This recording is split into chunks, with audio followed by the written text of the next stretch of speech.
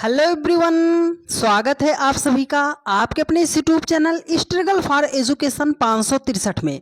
प्यारे दोस्तों, आज के अपने इस प्रैक्टिस सेट में हम 20 अति महत्वपूर्ण प्रश्नों को फुल कॉन्सेप्ट और बेहतरीन शॉर्ट ट्रिक से हर एक बच्चे को विद इन सेकंड में सॉल्व करना सिखा देंगे। पर आपको वीडियो को पूरा बहुत ही अच्छे तरीके से देखना और समझना पड़ेगा। तो कॉपी और कलम के साथ बैठिएगा। हर एक टाइप के सवालों को हम रखे हैं, तो वीडियो को पूरा अच्छे तरीके से देखिएगा। सब कुछ आपको बेहतरीन तरीके से हम समझाने का प्रयास करेंगे। एक भी प्रश्न ऐसा नहीं बचेगा डियर फ्रेंड्स जो आपको समझ में नहीं आएगा, लेकिन आपको देखना बहुत ही ध्यानपूर्वक पड़ेगा। तो चलिए ज्यादा देरी न करते हुए क्लास को शुरू करते हैं और बेहतर अंदाज में सवालों को सीखने का प्रयास करते हैं। तो देखिए, हमारे सामने ये पहला क्वेश्चन दिया गया है। कह रहा है कि उस विकल्प का चयन कीजिए जो तीसरे पद से उसी प्रकार संबंधित है जैसे दूसरा पद पहले पद से संबंधित है। तो यहाँ पर हमारे सामने ये संख्या लिखी गई है, तो इसको हमें सॉल्व कैसे करना है। देखिए, 2345 का जो रिलेशन 196 के साथ है, 6492 का रिलेशन क्या होगा। मतलब सर 2345 को जिस प्रकार उसने 196 लिखा है, 6492 को हम क्या लिख सकते हैं। अभी आपके लिए ये हो सकता हो सवाल जो है मुश्किल लग रहा हो, पर मेरी एक बात आप समझ लीजिएगा, विद इन सेकंड में आप सवाल को सॉल्व कर लोगे। बात क्या है सर, हर एक प्रश्न में हम आपको कॉन्सेप्ट भी बताएंगे, ट्रिक भी बताएंगे, तो वीडियो को आप स्किप मत कीजिएगा। बात हम बता रहे हैं, स्टार बना के लिखिएगा। बात क्या है सर, यदि प्रश्न में आपको कोई ऐसी संख्या दिखाई दे रही है जिसका आप स्क्वायर रूट या जिसका आप क्यूब रूट निकाल सकते हो, सबसे पहले उसे हाईलाइट कर लिया कीजिएगा। और दूसरी और जरूरी बात हमेशा याद रखिएगा, जब भी बड़ी संख्या से छोटी संख्या बनाई जाए, तो हम या तो डिजिट को मल्टीप्लाई करते हैं या तो डिजिट को ऐड करते हैं। ये दो बातें आप हमेशा याद रखिएगा सवालों को सॉल्व करते समय, ठीक है। तो चलिए अब देखते हैं। सर देखो, यहाँ पर 196 है। अगर 196 को हम लिखना चाहें तो लिख सकते हैं सर 14 का स्क्वायर, 14 में 196 हो जाएगा। अब आपको 2345 से 196 नहीं बनाना है, अब आपको बनाना है 14। तो अब कैसे करेंगे सर, देखो, बड़ी संख्या से छोटे संख्या की तरफ जाना है तो डिजिट को हम या तो ऐड करेंगे या तो मल्टीप्लाई। तो चलो हम इसको कर देते हैं ऐड, मतलब 2 + 3 + 4 प्लस कर देते हैं 5। तो 5 4 9 9 3 12 2 कितना हो जाएगा, 14 हो जाएगा। 14 का अगर स्क्वायर कर देंगे तो 196 हो जाएगा। सेम लॉजिक आपको 6492 के साथ अप्लाई करना है, मतलब इसके सभी डिजिट को हमें करना है ऐड। तो चलो ऐड करते हैं। 6 4 10, 10 9 19, 19 2 कितना हो जाएगा, 21 हो जाएगा। देखो, आपने जब डिजिट को ऐड किया था तो 14 आया था, 14 का स्क्वायर कर देंगे तो 196 आ जाएगा। तो हमने डिजिट को ऐड किया, 21 आ गया। 21 का जब हम स्क्वायर कर देंगे तो 441 हो जाएगा। 441 ऑप्शन थर्ड में दिया गया है और यही आपका राइट आंसर हो जाएगा। उम्मीद करते हैं आप सभी लोगों ने इस सवाल को और सवाल के लॉजिक को बहुत ही शानदार तरीके से सीखने और समझने का प्रयास किया होगा। तो चलिए डियर फ्रेंड्स, चलते हैं नेक्स्ट क्वेश्चन पर। अब आगे जैसे जैसे क्वेश्चन जाएंगे, एकदम इजी टू मॉडरेट, एकदम एग्जाम हॉल वाला पेपर हम लेकर आए हैं आपको बेहतरीन तरीके से समझाने के लिए। देखिए, क्वेश्चन दूसरा जो है कह रहा है कि 13 का जो रिलेशन 1728 के साथ है, वही 17 का रिलेशन क्या होगा। सर आपने अभी बताया कि बड़ी संख्या से छोटी संख्या जब भी बनाना पड़े तो हम या तो मल्टीप्लाई या तो स्क्वायर कर देते हैं, लेकिन यहाँ पर उल्टा है। 13 छोटी संख्या है, 13 से हमें 1728 बनाना है। तो ये बात आप हमेशा याद रखिएगा, जब भी छोटी संख्या से बहुत बड़े संख्या की तरफ जाया जाए तो या तो वहां पर मल्टीप्लाई या तो स्क्वायर या तो क्यूब करते हैं। बात आप इतना हमेशा समझिएगा, ठीक है। देखो, जब भी छोटी संख्या से बड़े संख्या की तरफ जाएंगे तो मल्टीप्लाई स्क्वायर क्यूब करते हैं, और जब भी बड़ी संख्या से छोटी संख्या की तरफ आएंगे तो या तो मल्टीप्लाई करते हैं हैं या तो यहाँ पे ऐड करते हैं। ठीक है, दो बातें हैं, तो चलो बनाते हैं सर। देखो दूसरी बात हमने बताया था, अगर हम 1728 को लिखना चाहें तो क्या लिख सकते हैं। आप बोलोगे सर ये संख्या हमें दिखाई दे रही है घन, किसका घन है, 12 का क्यूब कर देते हैं तो आपके सामने संख्या निकल कर आएगी 1728, मतलब 12 गुणे 12 गुणे 12 कर देंगे तब। अब आपको 13 से जो है 1728 नहीं बनाना, 13 से आपको 12 बनाना है। तो सर ये तो आसान है, -1 कर देंगे 12 हो जाएगा, उसका क्यूब कर देंगे 1728 हो जाएगा। तो यहाँ पर संख्या 16 है, 17 है, 17 से 1 माइनस कर देंगे तो संख्या निकल कर आएगी 16। देखो 16 का भी हम करेंगे क्यूब, 16 का क्यूब का मतलब है कि 16 को जो है हमें 3 बार मल्टीप्लाई करना है। ठीक है, अगर आपके सामने इतना बड़ा मल्टीप्लाई आ जाए और आप चाहते हो डिजिट से सॉल्व करना तो कैसे करोगे। देखो 16 का क्यूब जो होता है वो होता है 40 96 होता है, तो 40 96 तो ऑप्शन सेकंड में दिया गया है, यही आपका राइट आंसर हो जाएगा। अगर आपको नहीं याद होता और आप डिजिट से करते तो कैसे करते, देखो 6 छाम 36, यहाँ पर कितना आ गया 36। अब हमें इकाई अंक लेना है तो 6 को फिर 6 से मल्टीप्लाई कर देते, तो 6 छाम 36, जिस भी ऑप्शन का इकाई अंक 1 होता वही राइट आंसर हो जाता। तो 6 केवल इकाई अंक ऑप्शन सेकंड में है और फिर भी आपका राइट आंसर हो जाता। उम्मीद करते हैं आपने इस सवाल को भी बेहतरीन तरीके से सीखने और समझने का प्रयास किया होगा। चलिए डियर फ्रेंड्स, अगला क्वेश्चन है, बहुत ही शानदार प्रश्न है, ध्यानपूर्वक समझने का प्रयास कीजिएगा। देखिए ये कह रहा है कि उस विकल्प का चयन कीजिए जो तीसरे पद से उसी प्रकार संबंधित है जैसे दूसरा पद पहले पद से संबंधित है। अब तक तो यहाँ पर नंबर दिखाई दे गए थे, लेकिन अब यहाँ पर लेटर दिखाई दिए हैं, तो मतलब इसका मतलब है कि ये क्वेश्चन है लेटर एनालॉजी का। कैसे सॉल्व करना है, लेटर के क्वेश्चन है तो लेटर का हमें प्लेस वैल्यू पता होना चाहिए। तो बहुत सारे मेरे भाई होंगे जिनको प्लेस वैल्यू नहीं याद है, तो हम प्लेस वैल्यू लिख रहे हैं, आप याद करते हुए चलिएगा। देखो सी है, सी का अगर देखो पहले से अगर हम पहले का रिलेशन बना रहे हैं तो सी के बाद डी आता है, उसने डी को लिखा है। चलो सर यहाँ पर टी है तो टी के बाद कौन सा लेटर आता है, यू आता है, तो यू तो सभी ऑप्शन में है। अच्छा अभी हम नहीं जा सकते, देखो ए से उसने बनाया है सी, ए का होता है 1, सी का होता है 3, 1 से 3 पे जाना है मतलब 2 ऐड करेंगे, तो यहाँ पर ओ है, ओ का होता है प्लेस वैल्यू 15, 2 ऐड कर देंगे तो हो जाएगा 17, 17 पे कौन सा लेटर आता है, क्यू आता है। यहाँ पर यन है, यन से उसने बनाया है क्यू, तो यन का होता है प्लेस वैल्यू 14, क्यू का होता है 17, 14 से अगर हमें 17 पे जाना है तो 3 जोड़ना पड़ेगा। तो यहाँ पर देखो यन से आगे जाएंगे कितना, 3 जोड़ेंगे तो यन से फिर क्या बन जाएगा हमारा, क्यू बन जाएगा। तो यू क्यू, क्यू से कौन सा ऑप्शन शुरू है, एक ऑप्शन सेकंड है, एक ऑप्शन थर्ड है, तो पहला और तीसरा ऑप्शन तो आपका नहीं होगा। अब देखो कैसे करना है, देखो यहाँ पर ओ है, ओ का आपका जो प्लेस वैल्यू होता है वो होता है 15, ठीक है, ओ का प्लेस वैल्यू होता है 15,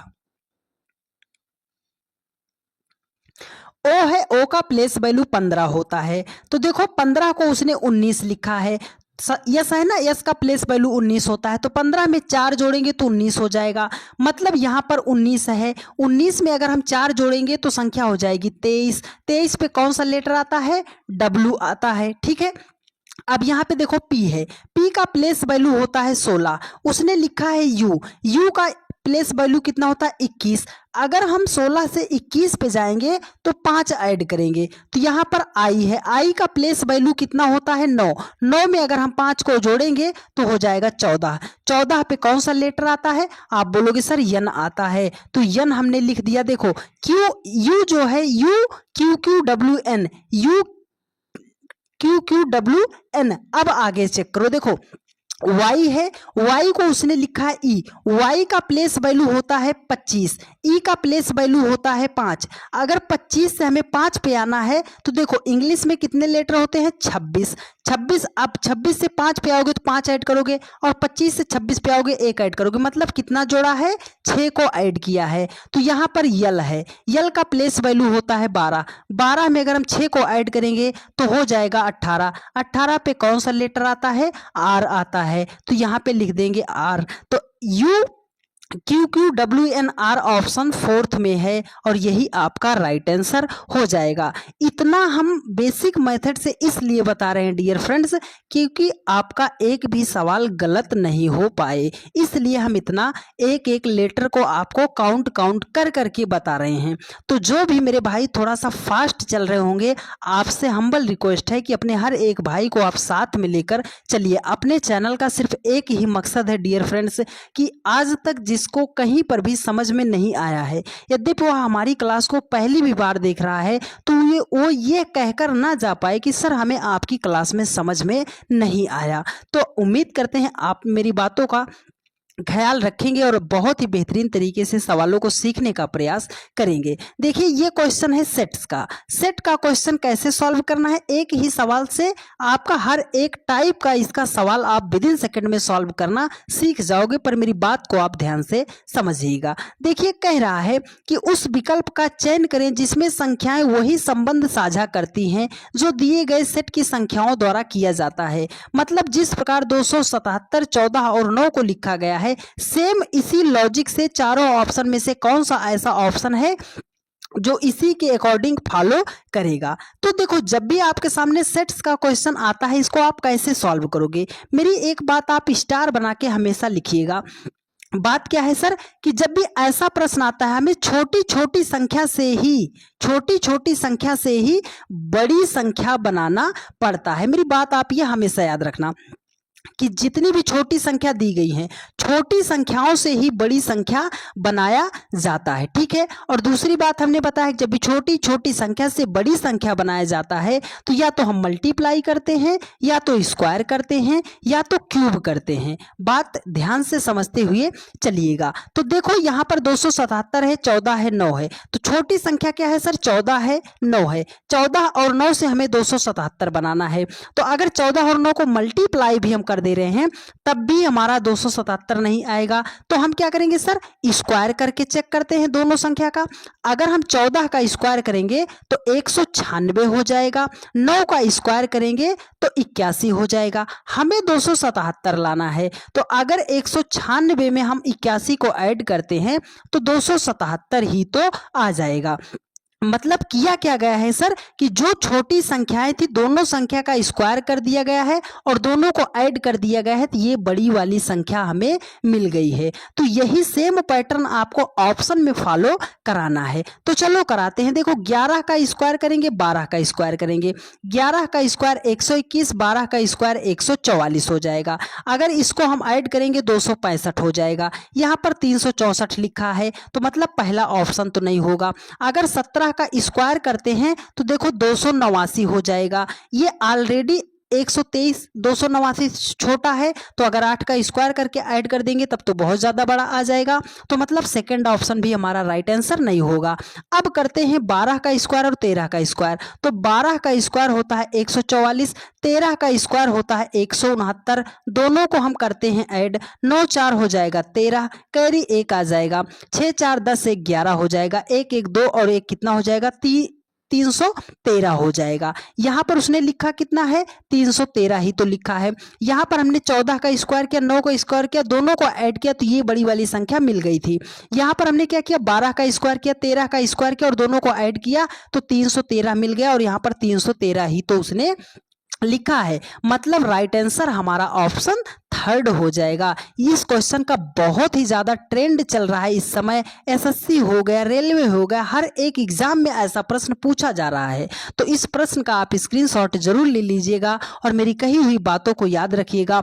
विद इन सेकंड में आप कोई सा भी सवाल सॉल्व कर लोगे यदि आप अच्छे तरीके से प्रैक्टिस कर लेते हो तब। देखिए कोडिंग डिकोडिंग का बहुत ही बेहतरीन सवाल है। कह रहा है कि किसी कूट भाषा में स्पेस को 591 के रूप में लिखा जाता है और रोटन को 670 के रूप में लिखा जाता है, उसी भाषा में मीन को किस प्रकार लिखा जाएगा। तो देखो स्पेस को 5 और 91 लिखा है, कैसे लिख सकते हैं, तो एक बार आप मेरी बात हमेशा याद रखिएगा, जब भी बहुत सारे लेटर दिखाई दे जाए, आपको बहुत सारे लेटर दिखाई दे जाए और उसका एक सिंगल डिजिट में, आपको सिंगल डिजिट या डबल डिजिट में बहुत छोटी संख्या बना के लिखी जाए, तो इसका सीधा सा मतलब है कि उसमें कितने लेटर हैं ये काउंट किया गया है। बात को मेरी आप गौर कीजिएगा, एक भी शब्द जितना भी बोल रहे हैं फालतू का शब्द नहीं बोलेंगे, हर एक बात इंपॉर्टेंट है, तो पूरी क्लास को आप शिद्दत से देखने का प्रयास कीजिएगा डियर फ्रेंड्स। देखो यहाँ पर जब भी बहुत सारी संख्याएं लेटर दिए जाएं और उसको बहुत छोटी डिजिट में लिखा जाए, इसका मतलब होता है कि लेटर को काउंट किया गया है। ठीक है, तो चलो काउंट करते हैं। देखो स्पेस में 1 2 3 4 5, कितने लेटर है? 5, उसने 5 ही लिखा है। रोटन को चेक करते हैं, 1 2 3 4 5 6, तो यहाँ पर 6 लिखा है। अच्छा सर मीन है तो 1 2 3 4, मतलब आगे तो 4 आएगा, लेकिन चारों ऑप्शन में आगे 4 है, तो अभी तो हम नहीं निकाल सकते। 4 आएगा ये बात तो तय है। कहाँ से आया आपने समझ लिया।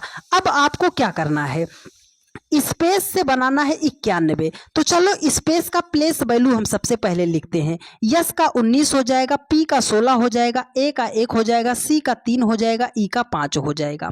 अगर हम इसको ऐड करते हैं तो 16 दूना 32, 32 3 35, 35 1 36, है ना, 36 3 39, 39 5 आपका कितना हो जाएगा? 44 हो जाएगा। लेकिन उसने लिखा है 91। अब हम क्या करेंगे सर, हमारा तो 44 से आ रहा है, उसने 91 लिखा है, अगर हम इसको ऐड भी कर लेते हैं तब, तो हम क्या करेंगे, जब आपका ऐड करने पर नहीं आ रहा है तो आप इसका अपोजिट नंबर ऐड करके चेक करो। अपोजिट नंबर का मतलब कि दो नंबर को जोड़ने पर 27 हो जाए। बात समझिएगा, 19 में कितना जोड़े कि 27 हो जाए? 8 जोड़ेंगे तो 27 हो जाएगा। 15 में कितना जोड़े कि 27 हो जाए? तो आप बोलोगे सर यहाँ पर 11 ऐड कर दो। 1 में कितना जोड़े? 26 ऐड कर दो। 3 में कितना जोड़े? 24 ऐड कर दो। 5 में कितना जोड़े? 22 ऐड कर दो। अब हमें इसको सबको ऐड करना है, तो देखो 22 और 8 को जोड़ेंगे तो 30 हो जाएगा। 30 11 41 हो जाएगा। 41 6 47 हो जाएगा। 47 20 67 हो जाएगा। 67 में अगर हम जो है 24 को ऐड करते हैं तो 6 2 8 1 कितना आ जा रहा है? 91 आ जा रहा है। मतलब जो यहाँ पर लेटर लिखा गया है उसका अपोजिट लेटर को उसने प्लेस वैल्यू को ऐड करके उसने यहाँ पर लिखा है। तो चलो मीन के साथ भी वही रूल हम अप्लाई करते हैं। देखो यम का प्लेस वैल्यू 13 होता है, ई का प्लेस वैल्यू 5 होता है, ए का प्लेस वैल्यू 1 होता है, यन का प्लेस वैल्यू 14 होता है। अब 13 में कितना जोड़े कि 27 हो जाए? अपोजिट लाने के लिए जोड़ना पड़ता है कि दो नंबर को जोड़ने पर योगफल उनका 27 कब होगा। तो अगर हम इसमें 14 जोड़ देंगे, यहाँ पर 22 जोड़ देंगे, एक में 26 जोड़ देंगे, 14 में क्या करेंगे हम सर? 13 को जोड़ देंगे तो 27 हो जाएगा।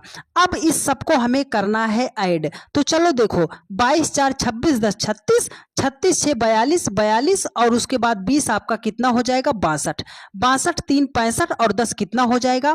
75 हो जाएगा। तो मीन में कुल लेटर कितने हैं?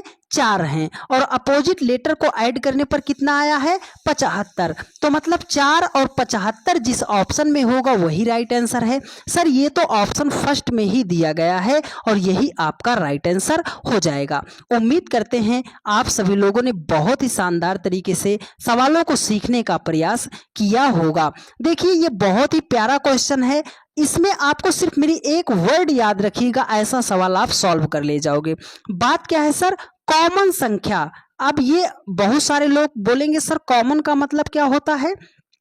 उभयनिष्ठ होता है। कोई ऐसी संख्या जो कम से कम 2 जगह पर दिखाई दे, ज्यादा से ज्यादा कितनी भी जगह दिखाई दे, मतलब 2 3 4 5 6 जगह पर एक ही संख्या बार बार अगर दिखाई दे रही है तो उसका मतलब है कॉमन। ठीक है, तो चलो हम इसमें कॉमन ही ढूंढते हैं और उसी के माध्यम सवाल को सॉल्व कर ले जाएंगे। देखो बोल रहा है कि एक निश्चित कोडित प्रणाली में मैंगो इस स्वीट को लिखा है 629 के रूप में कोडित किया जाता है। मैंगो ट्री इज टाल को 7289 के रूप में कोडित किया जाता है और टाल ट्री इज हेल्थी को उसने लिखा है 5287 के रूप में कोडित किया जाता है। इस कोडिंग सिस्टम में हेल्दी के लिए क्या कूट है? तो हमें क्या करना है? हमें कॉमन ढूंढना है। चलो देखो पहले आप नंबर में कॉमन ढूंढा कीजिए। अगर इस पहले और दूसरे नंबर में हम ले रहे हैं तो यहाँ पर आप देखो 6 2 9 है। अब यहाँ पर क्या है 2 8 9 है। कोई ऐसी संख्या जो दोनों जगह पर दिखाई दे रही है? आप बोलोगे हाँ सर 6, देखो 2 और 9 यहाँ पर दिखाई दे रहा है, 2 और 9 यहाँ पर दिखाई दे रहा है। अब आपको इस जो यहाँ पर सेंटेंस लिखा है इसमें देखो क्या कॉमन दिखाई दे रहा है। सर यहाँ पर मैंगो इज स्वीट है, मैंगो ट्री इज टाल है। यहाँ पर हमें मैंगो दिखाई दे रहा है, यहाँ पर हमें इज दिखाई दे रहा है। यहाँ पर हमें मैंगो दिखाई दे रहा है, यहाँ पर हमें इज दिखाई दे रहा है। तो मतलब 2 और 9 को हम क्या लिख सकते हैं? मैंगो लिख सकते हैं और उसके बाद इज लिख सकते हैं। ठीक है, अब आगे चलो। अगर हम पहले और तीसरे में देख रहे हैं, पहले और तीसरे में, तो कॉमन क्या दिखाई दे रहा है? आप बोलोगे सर यहाँ पर 2 है, यहाँ पर 2 है, तो 2 तो हमने पहले ही लिख लिया है। अब इस दूसरे और तीसरे में ढूंढो क्या कॉमन दिखाई दे रहा है। आप बोलोगे सर 7 2 8 9 है, 5 2 8 7 है। देखो यहाँ पर 7 है, यहाँ पर 8 है, यहाँ पर 7 है, यहाँ पर 8 है, तो 7 8 यहाँ पर नंबर में हमें कॉमन दिखाई दे गया। अब यहाँ पर जो सेंटेंस लिखा उसमें देखो कॉमन क्या दिखाई दे रहा है। सर यहाँ पर टाल दिखाई दे रहा है, यहाँ पर टाल दिखाई दे रहा है, यहाँ पर ट्री दिखाई दे रहा है, यहाँ पर ट्री दिखाई दे रहा है।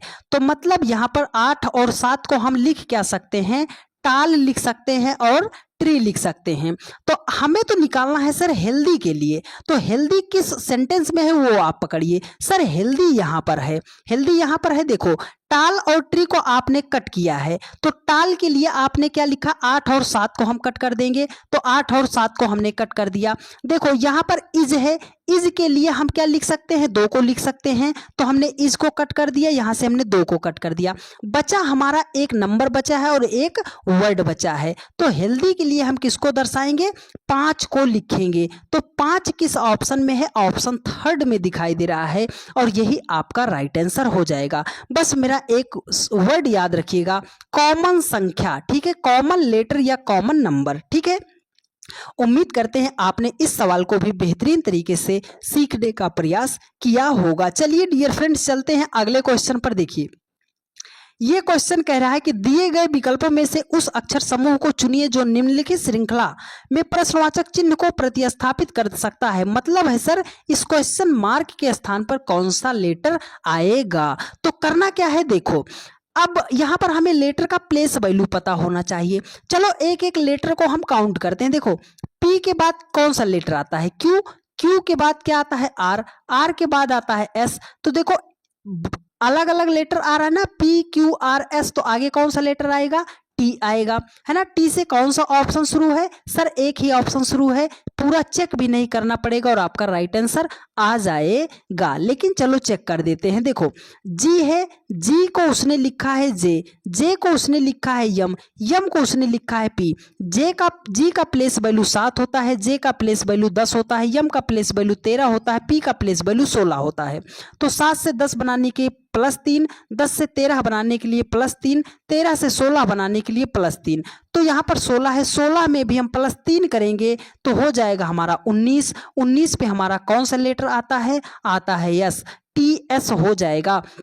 तो टी एस से ऑप्शन 3 ही शुरू है डियर फ्रेंड्स, और यही आपका राइट आंसर हो जाएगा। हमें पूरे के पूरे लेटर को चेक नहीं करना है। जब आप प्रैक्टिस सेट सॉल्व कर रहे हो और एग्जाम हॉल में सवालों को सॉल्व कर रहे हो तो हमें पूरा चेक नहीं करना पड़ता है, बस लॉजिक ढूंढना पड़ता है कि कौन सा लॉजिक लगाया गया है। अगला क्वेश्चन इतना चैलेंजिंग प्रश्न है डियर फ्रेंड्स कि यकीन मानिएगा इसको अच्छे अच्छे बच्चे सॉल्व नहीं कर पाएंगे, जबकि ये प्रश्न ही आपका सीरीज का ही है। ठीक है, लेटर सीरीज का है, तो आप इसको सॉल्व कर पाओगे या नहीं कर पाओगे। देखो कह रहा है कि क्वेश्चन मार्क को प्रतिस्थापित करना है, मतलब क्वेश्चन मार्क के स्थान पर कौन सा लेटर आएगा, कैसे आएगा। तो चलो देखते हैं। सर देखो उसने लिखा है बी को उसने लिखा है सी, सी को लिखा है डी, डी को लिखा है ई, ई को लिखा है एफ। तो देखो B C D E F, F के बाद क्या आता है? जी आता है। तो जी से हमारा ऑप्शन शुरू होगा, पर चारों ऑप्शन शुरू है तो अभी हम टिक नहीं कर सकते हैं। अब देखो लास्ट वाले लेटर को हम चेक करते हैं। के के बाद यल, यल के बाद यम, यम के बाद यन, यन के बाद ओ, ओ के बाद कौन सा चौथे नंबर पे कौन सा लेटर आएगा?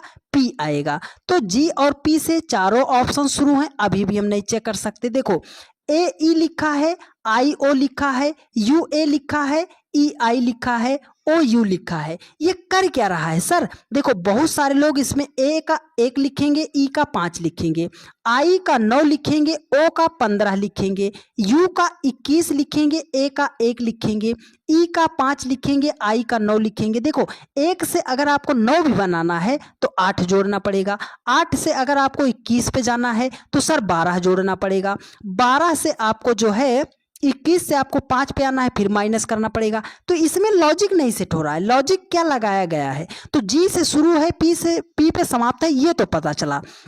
तो आप एक बात मेरी याद रखिए कि अगर इंग्लिश अल्फाबेट में कितने वावेल होते हैं? आप बोलोगे सर 5 होते हैं। कौन कौन सा? ए, ई, आई, ओ और यू होता है। उसने देखो ए ई पहले लिखा है, फिर आई ओ लिखा है, मतलब ए ई एक साथ, ई आई एक साथ। देखो ए ई एक साथ, उसने क्या किया है? ए ई को एक साथ, फिर आई ओ को एक साथ। यहां पर देखो आई ओ को एक साथ, फिर यू आएगा, 2 अक्षर लिखना है तो यू के बाद क्या लिखा जाएगा? ए। तो यू ए को उसने लिखा है एक साथ। अब देखो यू और ए जब एक साथ हो गया तो अब की बार क्या आएगा? ई आई एक साथ, तो उसने ई आई एक साथ लिखा है। ई आई के बाद क्या लिखेगा? ओ और यू को, तो उसने ओ और यू को लिखा है। ओ और यू जब हो गया तो अगली बार सीरीज जब चलेगी तो कैसे लिखा जाएगा? ए और ई को लिखा जाएगा। मतलब यहां पर क्या लिखा जाएगा? ए और ई को लिखा जाएगा। बहुत ही प्यारा लॉजिक था डियर फ्रेंड्स। तो GEAP किस ऑप्शन में है? ऑप्शन 4th में दिया गया है और यही आपका राइट आंसर हो जाएगा। उम्मीद करते हैं आप सभी लोगों ने इस सवाल को बहुत ही शानदार तरीके से समझने का प्रयास किया होगा। यदि आपको थोड़ा सा भी डाउट है तो आप एक बार वीडियो को पीछे करके देख लीजिए, आपका पूरा डाउट क्लियर हो जाएगा। अब चलते हैं नेक्स्ट क्वेश्चन पर। देखिए अगला क्वेश्चन कह रहा है, बहुत ही शानदार प्रश्न है तो ध्यान पूर्वक समझने का प्रयास कीजिएगा। देखिए कह रहा है कि दिए गए 4 विकल्पों में से उस विकल्प का अपने उत्तर के रूप में चयन कीजिए जो दिए गए शब्दों के समान है।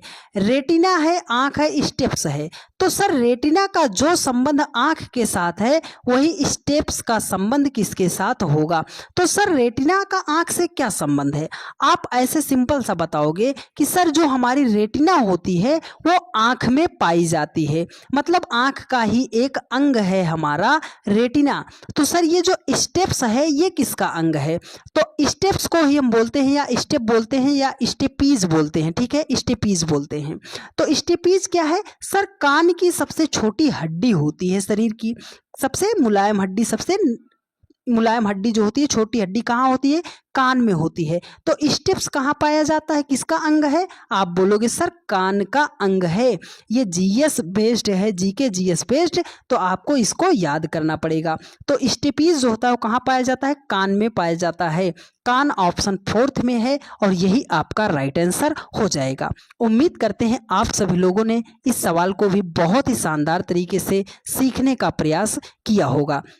चलिए डियर फ्रेंड्स अगला क्वेश्चन है, इस तरीके का प्रश्न या तो रेलवे में या तो यूपीएसआई में बहुत ज़्यादा पूछा जाता है।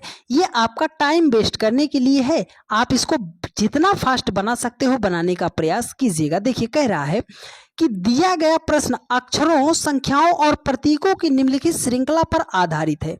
इधर से लेफ्ट है, इधर से राइट है। अब कह रहा है कि कौन सा अवयव बाएं से 13वें घटक के बाएं 5वें स्थान पर है? तो देखो बायां कह रहा है तो बायां तो इधर दिया गया है, बाएं से 13वां, तो एक एक लेटर को आपको काउंट करना है। देखो 1 2 3 4 5 6 7 8 9 10 11 12 13, 13 पे कौन सा लेटर है हमारा? डी। कह रहा है घटक के बाएं 5वें स्थान पर। अगर आप मान लो इधर को मुंह करके बैठे हो तो आपका बायां किधर होगा? आप बोलोगे सर इस साइड, दायां किधर होगा? इस साइड। जिस घटक पे हो उसके बाएं 5वां, तो बायां कौन है? ये इस साइड हमें जाना है सर, कितना नंबर? 5 नंबर। तो पहला, दूसरा, तीसरा, चौथा, 5वां, हम कहाँ पे पहुंच गए सर? परसेंटेज पर पहुंच गए। तो परसेंटेज तो ऑप्शन सेकंड में दिया गया है और यही आपका राइट आंसर हो जाएगा। उम्मीद करते हैं आप सभी लोगों ने बहुत ही शानदार तरीके से इस सवाल को भी सीखने का प्रयास किया होगा। चलिए डियर फ्रेंड्स, चलते हैं नेक्स्ट क्वेश्चन पर। देखिए अगला क्वेश्चन है, ये बहुत ही शानदार प्रश्न है, तो ध्यानपूर्वक आप इसको समझने का प्रयास कीजिएगा। देखिए कह रहा है कि पी क्यू आर एस और टी की औसत आयु 27 है, आर और एस की औसत आयु जो है 37 है और क्यू और टी की औसत आयु 18 है। पी की आयु क्या होगी?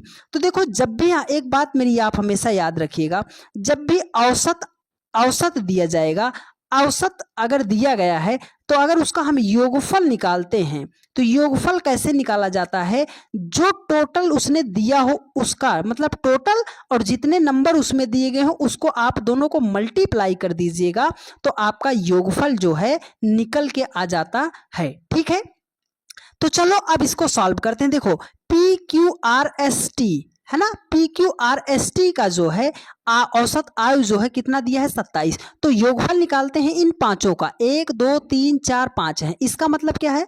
P plus Q plus R plus S plus T, इनका औसत आयु कैसे निकालेंगे? देखो हमने कर दिया 27, कितने लोग हैं? 5, तो उसको हम 5 से कर देंगे मल्टीप्लाई। तो 27 को अगर हम 5 से मल्टीप्लाई करते हैं तो देखो 20 पंजे 100 कितना हो जाएगा? 135 हो जाएगा। ठीक है, अब देखो कह रहा है कि आर और एस की औसत आयु 37 है, तो आर और एस है तो हमने लिख दिया आर और एस की औसत आयु 37 है, तो 37 को कर देंगे 2 से मल्टीप्लाई, तो हो जाएगा हमारा कितना हो जाएगा? 35 दूना 70, कितना हो जाएगा? 74 हो जाएगा। आगे कह रहा है क्यू और टी की औसत आयु, तो सर क्यू तो हमारा जो है यहाँ पर है, क्यू यहाँ पर है और टी हमारा यहाँ पर है, तो क्यू और टी की जो औसत आयु है वो कितना है? 18। तो दो लोगों को हमने लिखा क्यू और टी, इनका योगफल 18 दूना कितना हो जाएगा? 36 हो जाएगा। अब इसको हम ऐड करते हैं तो 6 4 10 कितना हो जाएगा? 110 हो जाएगा। ठीक है, 110 हो जाएगा।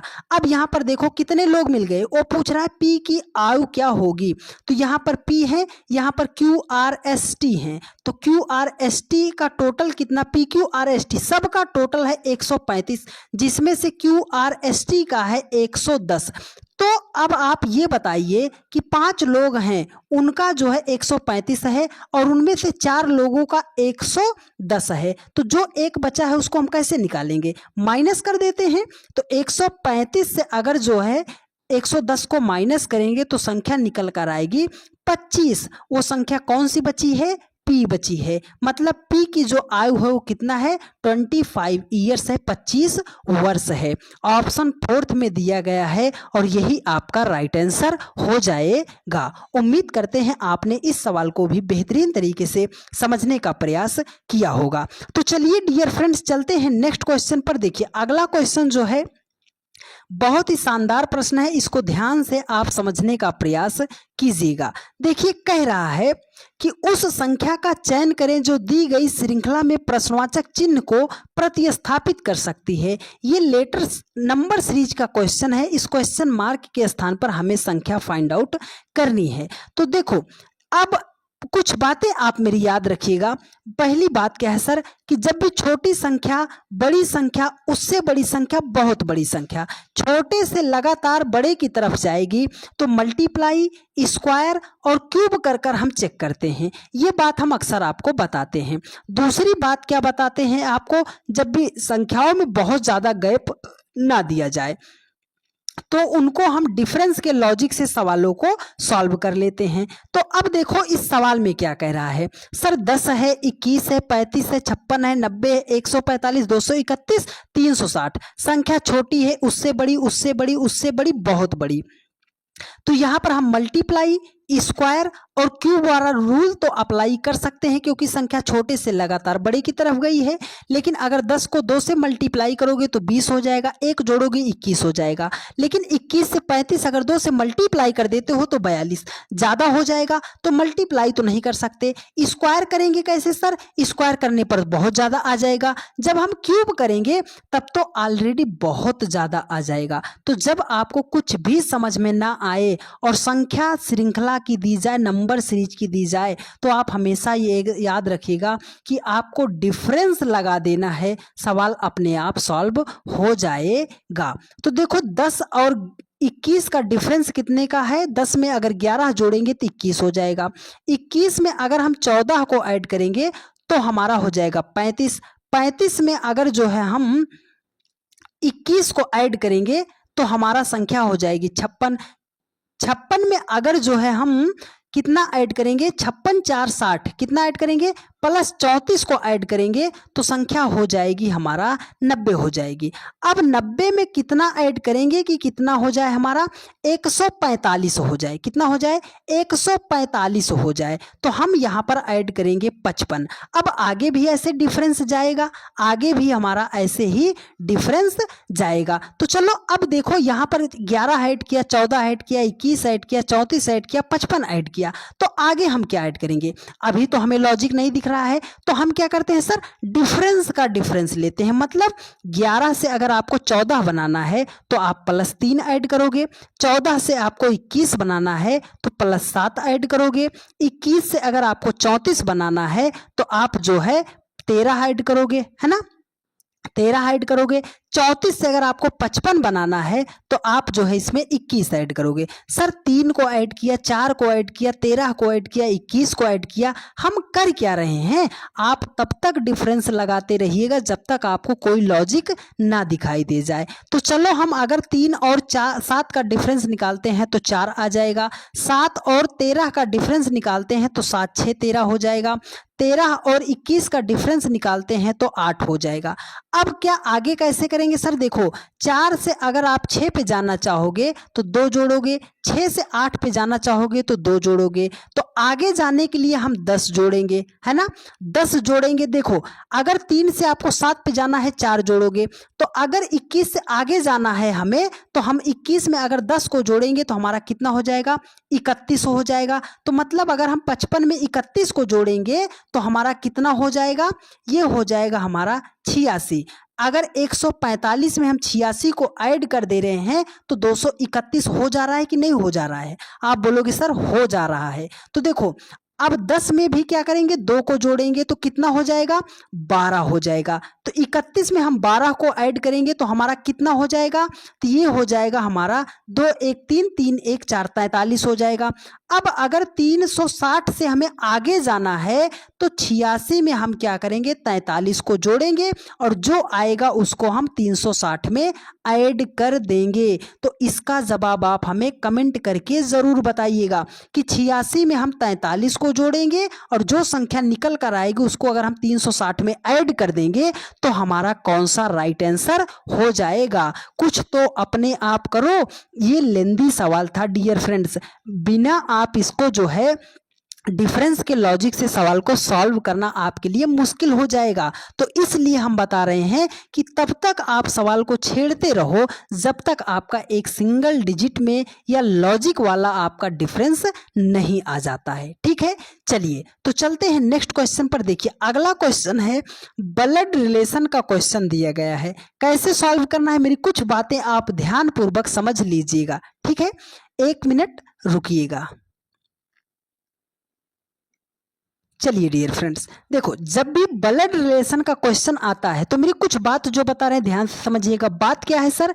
देखो जब भी मेल की बात करेगा, अगर उसमें पुरुष की बात कर रहा है तो उसे हम प्लस साइन से दर्शाते हैं।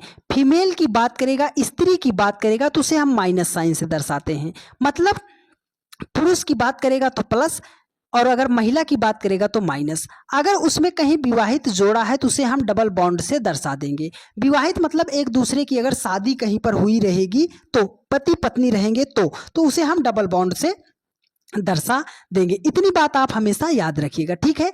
जब भी वो बोलेगा क्वेश्चन में पिता, अगर ये आप हो, अगर वो बोल दिया पिता तो पिता आपसे एक पीढ़ी ऊपर चले जाएंगे। मम्मी बोल दिया तो एक पीढ़ी ऊपर चली जाएंगी। अगर वो बोल दिया बेटा तो आप यहाँ पर हो, आपका बेटा आपके बाद ही आएगा। लेकिन आप सर कैसी बात कर रहे हो, ना तो जॉब मिल रही है ना तो शादी हो रही है, तो बाल बच्चे हमारे कहाँ से होंगे सर, है ना।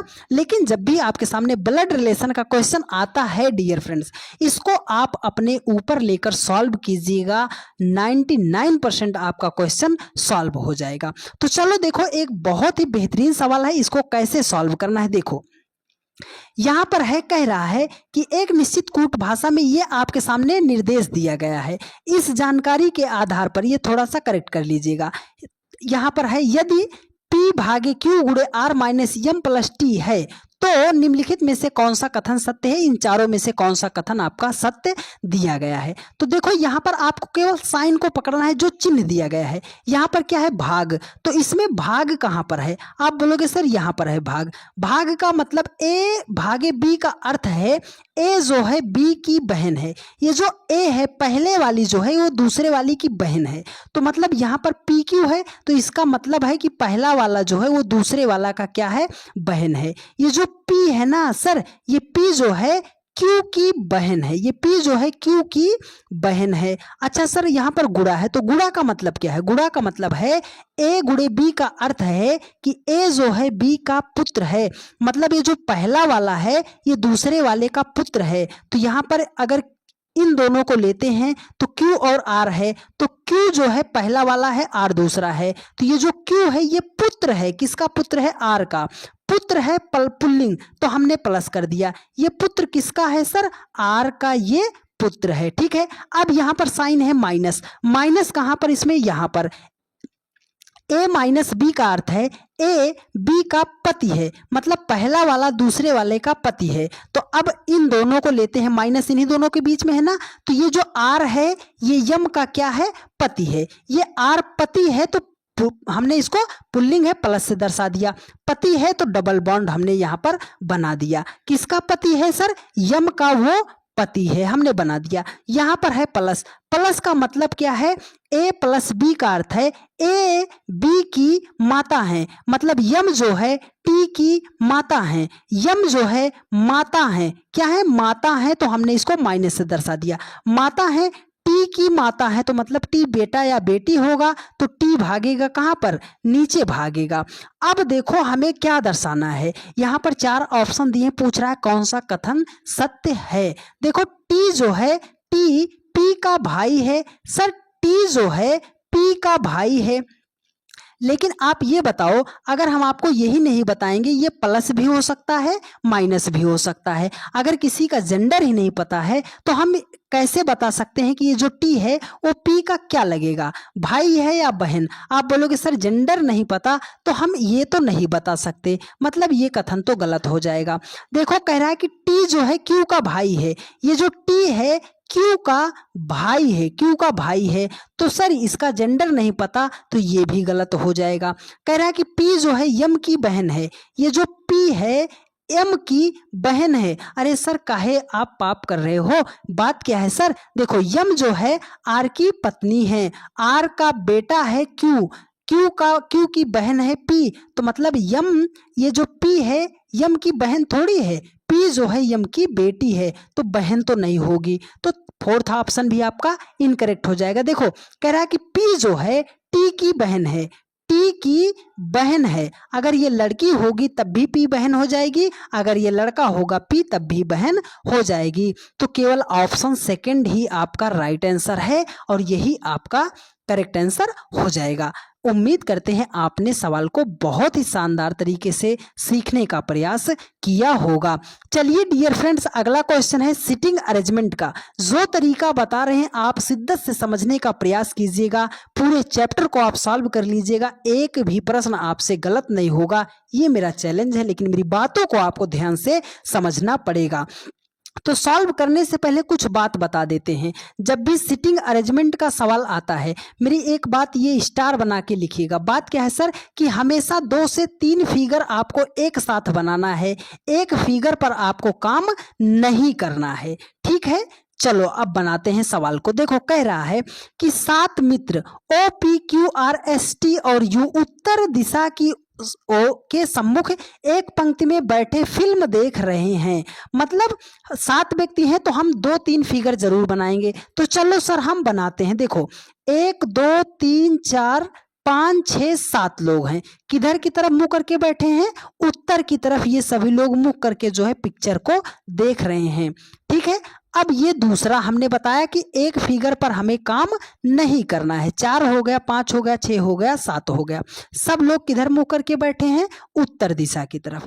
अब देखो कह रहा है कि P एक छोर पर बैठा है, तो P कहाँ पर बैठ सकता है? छोर का मतलब या तो P यहाँ पर होगा और या तो P यहाँ पर होगा। ठीक है, देखो कह रहा है कि Q S के निकटतम बाएं बैठा है, तो अभी तो कॉमन नहीं मिला तो हम नहीं बता सकते। लेकिन देखो कह रहा है कि P T के दाएं दूसरे स्थान पर बैठा है।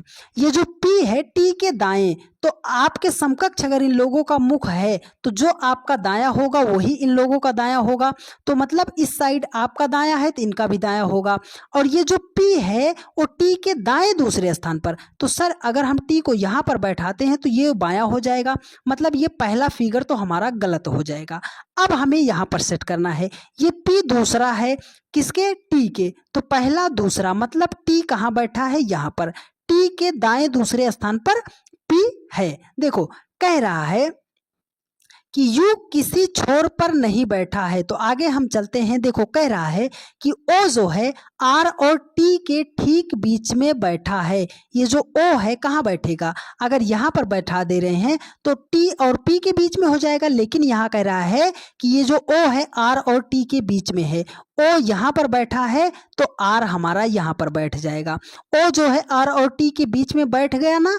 अब आगे चलो, देखो कह रहा है कि Q जो है S के निकटतम बाएं बैठा है। ये जो Q है S के निकटतम बाएं, यस को अगर हम यहाँ बैठा देंगे तभी हमारा Q जो है बाएं पर बैठेगा, है ना। ये Q जो है S के निकटतम बाएं हो गया। अब देखो कह रहा है कि U किसी छोर पर नहीं बैठा है, तो एक ही स्थान बचा है, यहाँ पर बैठ जाएगा U। और U जो है किसी छोर पर नहीं बैठा है। कह रहा है कि दाएं छोर पर कौन बैठा है? तो सबसे दायां छोर, ये दायां हो गया, ये बायां हो गया। वो दाएं छोर की बात कर रहा है, तो दाएं छोर पर कौन बैठा है? P बैठा है। तो P ऑप्शन 4th में दिया गया है और यही आपका राइट आंसर हो जाएगा। उम्मीद करते हैं मेरे हर एक भाई बहन ने बहुत ही शानदार तरीके से सवालों को सीखने का प्रयास किया होगा और मेरी बातों को समझने का प्रयास किया होगा। एक फिगर पर आपको काम नहीं करना है डियर फ्रेंड्स।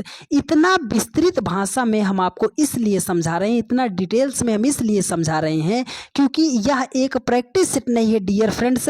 इससे आप उतने टाइप के चैप्टर सॉल्व करना सीख रहे हो जितने टाइप के हम सवालों को सॉल्व करा रहे हैं। तो आपका भी दायित्व बनता है कि वीडियो को पूरा अच्छे तरीके से देखिए, शिद्दत से देखिए। और अगर आपको समझ में आ रहा है और आप जितने भी जन देख रहे हो तो फटाफट वीडियो को ज़्यादा से ज़्यादा अपने सभी दोस्तों के पास शेयर जरूर कर दीजिएगा हमें सपोर्ट करने के लिए। देखिए जब भी डायरेक्शन का क्वेश्चन आएगा तो मेरी एक बात हमेशा याद रखिएगा, जब भी वो बोलेगा पूरब तो आपको हमेशा याद रखना है पूरब जो है आपके दाहिने हाथ पर होता है। ठीक है, अगर आप उत्तर की तरफ मुंह करके बैठे हो तब। अब उत्तर किधर होता है सर? ऊपर की तरफ होता है, नीचे आपका दक्षिण होता है, बाएं हाथ पर आपका पश्चिम होता है। जब भी वो बोलेगा, मान लो हमने यहाँ पर एक सेंटर रख दिया, हमने कहा कि पूरब की तरफ कोई व्यक्ति जा रहा है, तो पूरब की तरफ मतलब हम दाएं हाथ की तरफ चल देंगे। अगर वो बोल दिया उत्तर की तरफ जा रहा है तो ऊपर आपको हमेशा जाना है। इतनी बात आप हमेशा याद रखिएगा। चलो क्वेश्चन पढ़ते हैं। देखो कह रहा है कि संध्या अपने घर से चलना शुरू करती है और पूर्व की ओर 15 किलोमीटर जाती है। मान लिया कि हमने ये रहा संध्या का घर, वो पूरब की तरफ जाती है, तो किस दिशा में जाएंगे सर? पूरब आपने बताया कि दाहिने हाथ की तरफ हम चले जाएंगे। देखो ये है संध्या, हमने इसको लिख दिया, ये है संध्या। यहां पर वो पहुंची, कितना किलोमीटर चल के? 15 किलोमीटर चलती है। ठीक है, अब वह दाएं मुड़ती है और 10 किलोमीटर चलती है। यहाँ पर है दाया किधर होगा? ऊपर की तरफ, बायां नीचे की तरफ दायां हो जाएगा। तो नीचे की तरफ हमने उसको भेज दिया कितना किलोमीटर, 10 किलोमीटर। वह फिर से दाएं मुड़ती है और रीना के घर पहुंचने के लिए 15 किलोमीटर चलती है। देखो नीचे की तरफ ये आपका अपोजिट है, इसका मतलब क्या है, आपका मुख अगर ऊपर की तरफ है तो उसका मुख नीचे की तरफ है। इससे क्या मतलब है, जो आपका दायां होगा वो उसका बायां होगा, जो आपका बायां होगा वो उसका दायां होगा। तो इधर तो आपका दायां है मतलब उसका बायां हो जाएगा। देखो कह रहा है कि वह फिर से दाएं मुड़ती है, तो दायां किधर होगा, इधर आपका दायां है मतलब उसका बायां है, उसे बाएं दाएं मुड़ना है तो किधर मुड़ेगी, इस साइड मुड़ेगी। कितना चल रही है वो, 15 किलोमीटर चल के यहाँ पर पहुंच गई। कहाँ, रीना का घर। ये घर किसका है, रीना का घर है, ठीक है।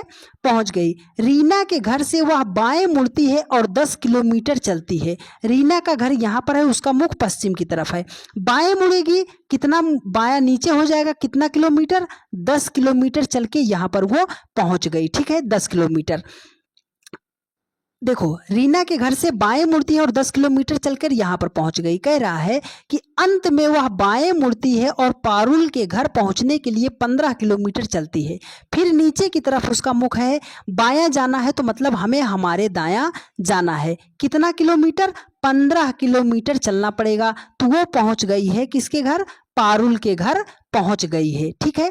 ये पारुल का घर है। कह रहा है कि संध्या के घर और पारुल के घर के बीच की न्यूनतम दूरी, तो सर संध्या का घर यहाँ है, पारुल का घर यहाँ है। अगर उसको न्यूनतम दूरी चलना था तो ये ऐसे सीधा आती तब भी पहुंच जाती। देखो अगर ये डिस्टेंस 10 है और ये भी डिस्टेंस क्या हो जाएगी, 10 हो जाएगी। तो अगर इस टोटल डिस्टेंस को हम ले लें तो 10 10 कितना हो जाएगा, 20 हो जाएगा।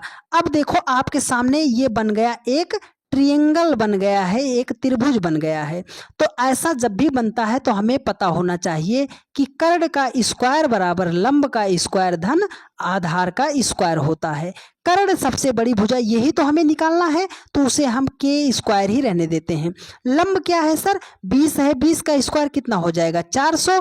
आधार कितना है, 15, 15 का स्क्वायर करेंगे तो हो जाएगा 225। हमें क्या करना, 400 में 225 को ऐड करना है, हो जाएगा 625। देखो इधर से स्क्वायर हटेगा, इधर रूट लग जाएगा, तो के बराबर कितना आ जाएगा, 625 का अंडर रूट कितना होता है, 25 होता है।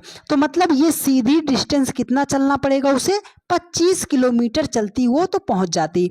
ये फार्मूला आप याद रखिएगा, पाइथागोरस का प्रमेय। कर्ण का स्क्वायर बराबर लंब का स्क्वायर धन आधार का स्क्वायर होता है, ठीक है। तो 25 किस ऑप्शन में है, ऑप्शन 4 में दिया गया है और यही आपका राइट आंसर हो जाएगा। उम्मीद करते हैं आपने इस सवाल को भी बेहतरीन तरीके से समझने का प्रयास किया होगा। चलिए डियर फ्रेंड्स, अगला क्वेश्चन है सैलोलिज्म का।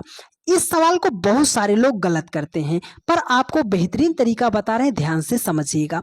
देखो हम आपके सामने एक ये ऐसे अगर बना दे रहे हैं, इसका नाम हमने ए लिख दिया, इसके बाहर एक सर्कल ड्रा कर दिया, इसका नाम बी लिख दिया, ठीक है।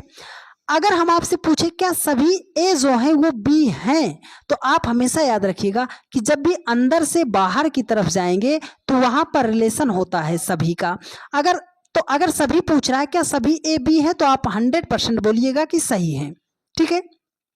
अगर आपसे हम ये बोले क्या सभी बी जो हैं ए हैं, सभी बी ए हैं, बाहर से अंदर की तरफ जाएंगे तो सभी का रिलेशन नहीं होता है, वहां पर होता है कुछ का रिलेशन। क्या होता है, कुछ का रिलेशन होता है। तो चलो अब बनाते हैं ग्राफ और बेहतरीन तरीके से सॉल्व करते हैं।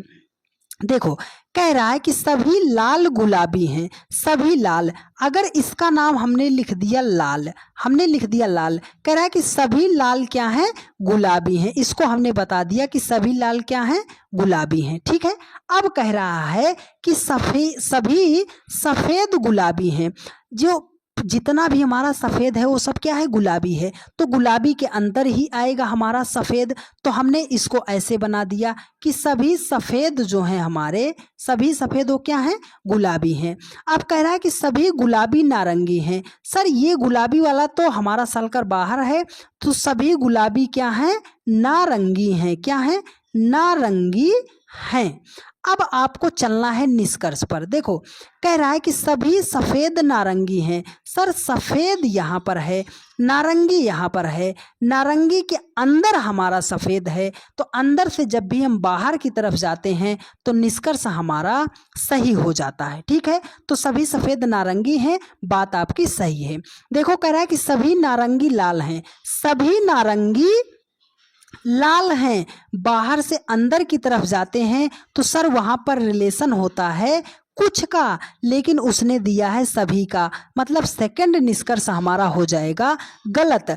अगला देखो कह रहा है कुछ नारंगी सफ़ेद हैं। सर नारंगी यहाँ है, सफ़ेद यहाँ है, तो बाहर से जब हम अंदर की तरफ जाते हैं तो वहाँ पर रिलेशन होता है कुछ का, और उसने ही यही तो कहा है कि कुछ नारंगी सफ़ेद हैं, मतलब ये वाला भी आपका सही हो जाएगा। तो केवल फर्स्ट और थर्ड निष्कर्ष जो होगा आपका अनुसरण करेगा। तो फर्स्ट और थर्ड जो है ऑप्शन ए में दिया गया है और यही आपका राइट आंसर हो जाएगा। उम्मीद करते हैं आप सभी लोगों ने बहुत ही शानदार तरीके से सीखने का प्रयास किया होगा। चलिए डियर फ्रेंड्स चलते हैं अगले क्वेश्चन पर। देखिए वेन डायग्राम का सवाल है, बहुत ही प्यारा लॉजिक से सॉल्व करने का तरीका बताएंगे। आज के बाद आपका गलत नहीं होगा, पर मेरी बातों को आप गौरपूर्वक सुनने का और समझने का प्रयास कीजिएगा। देखिए कह रहा है कि सही वेन आरेख का चयन कीजिए, मतलब स्त्री माता बहन है। अब बहुत सारे लोग इसको ऑप्शन से बनाते हैं और वो गलत कर देते हैं। आपको ऑप्शन से नहीं बनाना, कैसे बनाना है जो हम बता रहे हैं, ध्यान से समझिएगा। स्त्री माता बहन है, आप ये बताइए क्या दुनिया की जितनी भी स्त्री हैं वो सब माँ बन जाती हैं? तो आप बोलोगे बहुत सारी स्त्रियां ऐसी हैं सर जिनके कभी भी बाल बच्चे नहीं होते हैं, तो वो माता नहीं बन सकती, मतलब सभी स्त्री माता नहीं बन सकती है। अब आप ये बताइए क्या दुनिया की जितनी भी माता होती हैं वो सब बहन हो जाती हैं? तो आप ऐसे बोलो, अगर मान लो कोई माँ है वो अपने माँ बाप की इकलौती बेटी है तो वो तो किसी की बहन नहीं होगी, तो मतलब दुनिया की सभी माताएं बहन नहीं हो सकती। अब आप रिवर्स चलो, क्या दुनिया की जितनी भी बहन होती हैं वो सब माता होती हैं? तो आप बोलोगे ऐसे कि बहुत सारी हमारी बहन ऐसी होती हैं जिनको कभी भी बाल बच्चे नहीं होते हैं, तो सभी बहनें माता नहीं हो सकती। अब आप इसको बताइए क्या दुनिया की जितनी भी माता हैं वो सब स्त्री हैं? आप बोलोगे हाँ सर, दुनिया की जितनी भी माता हैं वो सब स्त्री के अंतर्गत ही तो आती हैं। अब आप एक बार पहले और तीसरे का रिलेशन बना लो, क्या जितनी भी बहनें हैं वो सब स्त्री हैं? आप बोलोगे हाँ सर, जितनी भी माता और बहनें वो सब क्या हैं, स्त्री के अंतर्गत आती हैं, मतलब माता और बहन स्त्री के अंतर्गत आती हैं। ना तो सभी माताएं बहन होती हैं ना तो सभी बहनें माता होती हैं, लेकिन दोनों में कुछ का रिलेशन होता है कि कुछ माँ बहन भी होती हैं और कुछ बहन माँ भी होती हैं। तो ऐसा ऑप्शन आपको ए में दिखाई दे रहा है और यही आपका हो जाएगा राइट आंसर। उम्मीद करते हैं आपने इस सवाल को भी बेहतरीन तरीके से सीखने का प्रयास किया होगा। चलिए डियर फ्रेंड्स चलते हैं, अगला क्वेश्चन है पासे का सवाल है, बहुत ही शानदार तरीका बता रहे हैं, ध्यान से समझिएगा। देखो जब आपके सामने एक सिंगल डाइस दे दिया जाए तो इसमें दो स्थिति आपके सामने निकल कर आती है।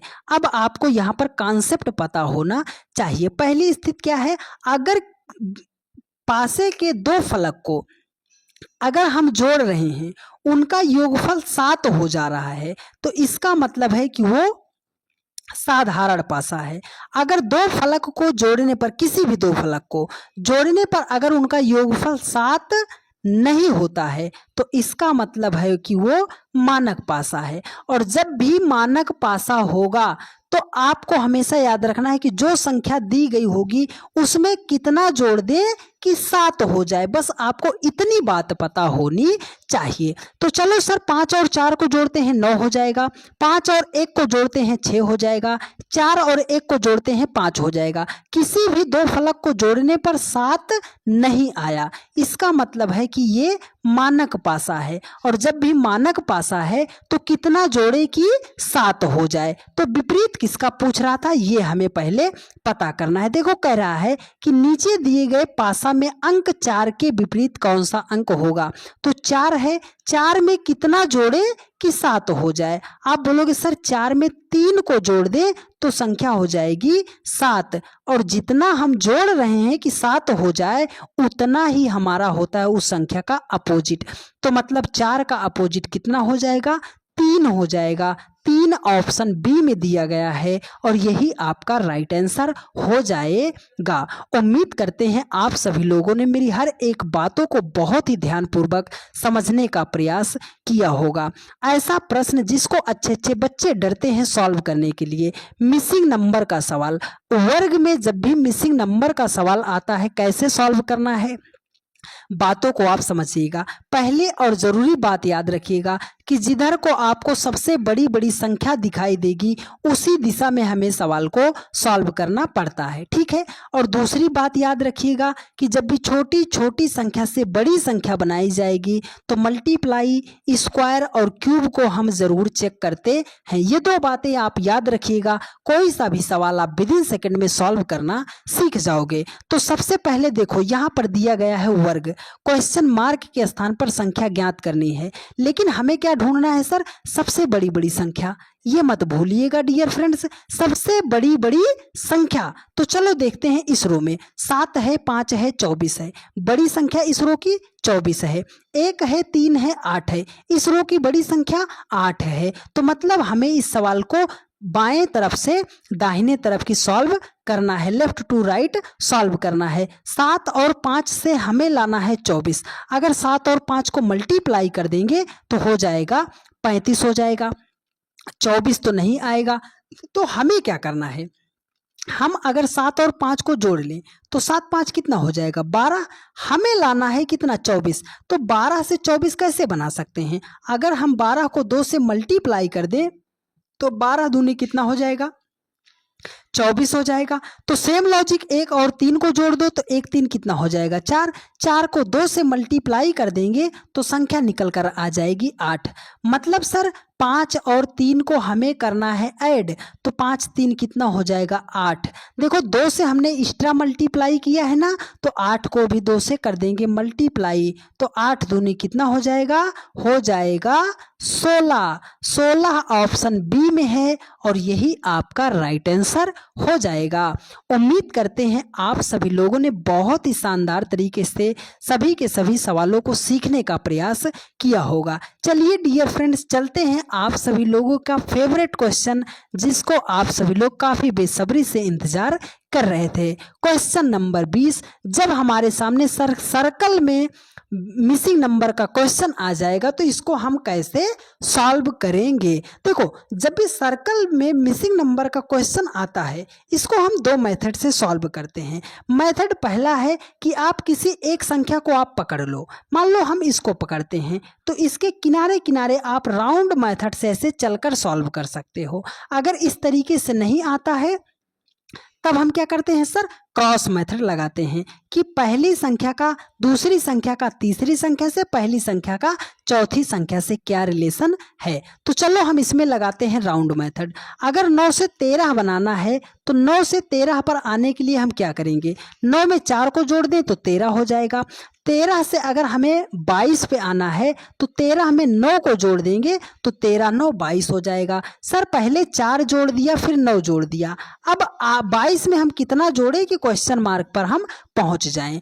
तो देखो मैंने आपको शुरू में ही एक बात बताई थी डियर फ्रेंड्स, क्या बताया था कि प्रश्न में यदि कोई संख्या ऐसी दिखाई दे रही है जिसका आप स्क्वायर रूट या क्यूब रूट निकाल सकते हो तो सबसे पहले उसे हाईलाइट कर लिया कीजिएगा। अगर इस 4 को हम लिखना चाहें तो क्या लिख सकते हैं, 2 का स्क्वायर 9 को लिखना चाहें तो 3 का स्क्वायर। लॉजिक आपको कहाँ से मिल रहा है, देखो 2 का स्क्वायर 4 होता है, 9 में ऐड कर दिया। 2 के बाद अगली संख्या क्या होती है 3, 3 का स्क्वायर कर दिया 9 हो गया। 13 में 9 को जोड़ दिया तो 22 हो गया। तो मतलब 2 3 तो आगे कौन सी संख्या होगी 4, 4 का स्क्वायर कर देंगे तो हो जाएगा 16। तो 22 में 16 को हम ऐड करेंगे तो हो जाएगी संख्या 38 हो जाएगी, 38 हो जाएगा इस क्वेश्चन मार्क के स्थान पर। 38 ऑप्शन ए में दिया गया है और यही आपका राइट आंसर हो जाएगा। उम्मीद करते हैं मेरे हर एक भाई बहन ने बहुत ही शिद्दत से, बहुत ही शानदार तरीके से पूरे के पूरे सवालों को सीखने और समझने का प्रयास किया होगा। जिन्होंने भी वीडियो को शुरू से लेकर लास्ट तक देखा है, आप सभी लोग एक बार कमेंट करके ज़रूर बता दीजिएगा कि हाँ सर, हम पहले सवाल से 20 सवाल तक एकदम डेडिकेशन के साथ जुड़े रहे और हमने बहुत ही शानदार तरीके से सीखने और समझने का प्रयास किया है। यदि आपको सारी बातें समझ में आई हैं और आप चैनल पर नए हैं तो आप सभी लोग चैनल को सब्सक्राइब करके वीडियो को ज़्यादा से ज़्यादा अपने सभी दोस्तों के पास शेयर कर दीजिएगा। आप सभी लोगों ने अपने इस परिवार को बहुत ही ज़्यादा प्यार दिया है, बहुत ही ज़्यादा सपोर्ट किया है, जिसका हम जीवन भर आपका आभारी रहेंगे डियर फ्रेंड्स। तो अपने इस परिवार को ज़्यादा से ज़्यादा लोगों के पास शेयर करते रहिए, अपने इस परिवार को ज़्यादा से ज़्यादा बड़ा बनाने का प्रयास करते रहिए, वीडियो को ज़्यादा से ज़्यादा शेयर करते रहिए और एक प्यारा सा कमेंट करके आप ज़रूर बता दीजिएगा कि आज की क्लास आपको कैसी लगी है। डेली के रात 8:45 पर यह रीजनिंग की क्लास चलती है, तो जहां कहीं पर भी आप रहा कीजिए 8:45 पर आप आके जुड़ जाया कीजिए। मिलते हैं डियर फ्रेंड्स आपसे नेक्स्ट वीडियो में। धन्यवाद।